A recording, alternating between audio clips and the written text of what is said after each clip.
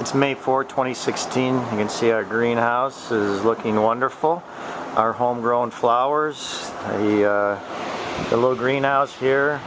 We're pretty proud of this little used structure we purchased a decade and a half ago now. The flowers, the last time I did the math, we grow these plants for about 30 cents on the dollar. But I think just as important is the pride the guys take now. It's part of them. In other words, they've got a higher degree of ownership. So when we go to take care of these, plant them in the field, they take even that much more care about them. So, but what I really wanted to talk about here is a study that we're pretty excited about. We had Cale Bigelow and Kevin Jackson from Purdue University here yesterday. We discussed this study.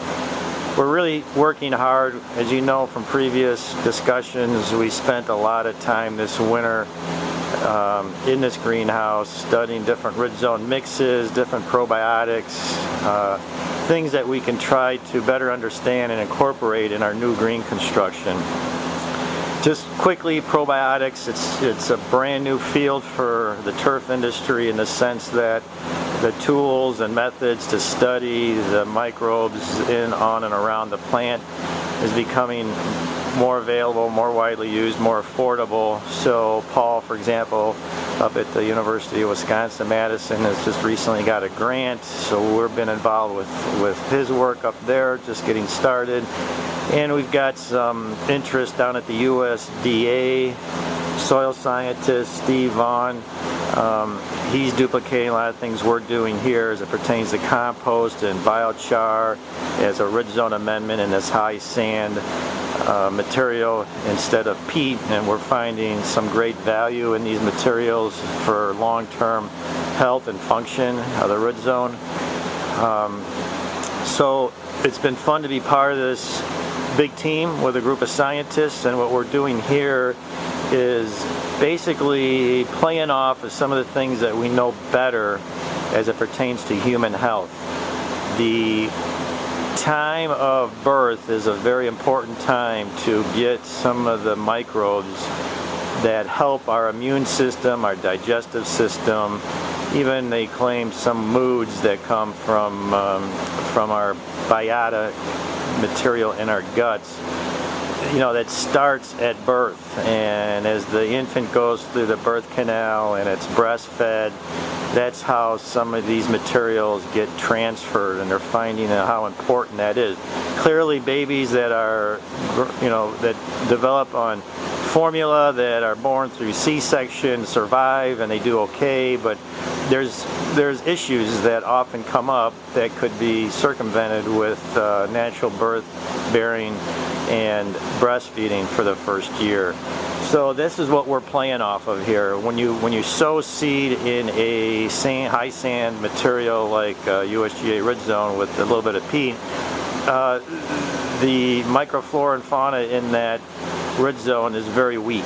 It's not sterile, but it's very limited. So, and it stays fairly limited because the food source there isn't that abundant like it is in natural soil systems with things like humic acids and fulvic acids and humus-like materials and proteins and carbon sources that feed the microbes that would be associating themselves with the turf.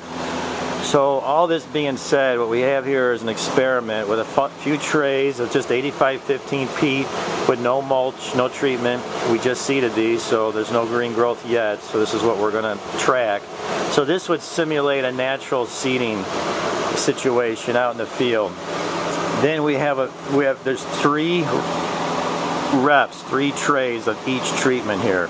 Then here you can see this little like paper mulch type material. It's recycled paper, and what we did with that material is we pre-soaked it in various probiotics, and then we have 1 rep here that's just mulch and not soaked. So we have a traditional seeding process with no treatment, no pre-treatment, just seed with 85-15 peat. We have mulch with just water. that would simulate a similar situation by just adding that mulch. And then we have these other treatments where we pre-treated the mulch with the probiotics. So the concept is that seed breaks dormancy and swells with the moisture, and that little seedling starts to emerge. The bacteria, the fungi that are considered beneficial in some of these probiotics would then grow with the growth of that seedling and colonize the plant, much like an infant gets impacted by the birth canal as it's being birthed and being breastfed. This is really, in my opinion, the greatest opportunity to jump ahead of the bad guys, the pathogens primarily, and try to incorporate the good guys to help long-term sustainability with plant health and function, as well as disease suppression. This is our biggest opportunity, and this is why we're really spending a lot of time to try to digest. Again, I'm not saying you can't grow grass on just 85-15 peat.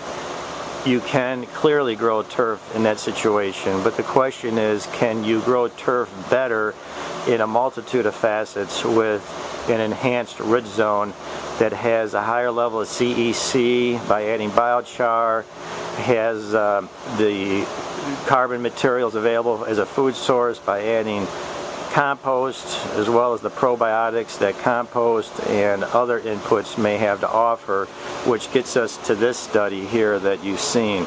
I'm not going to spend the time right now, this is getting too long, but this is a whole series of probiotics here that are available on the market that we're testing.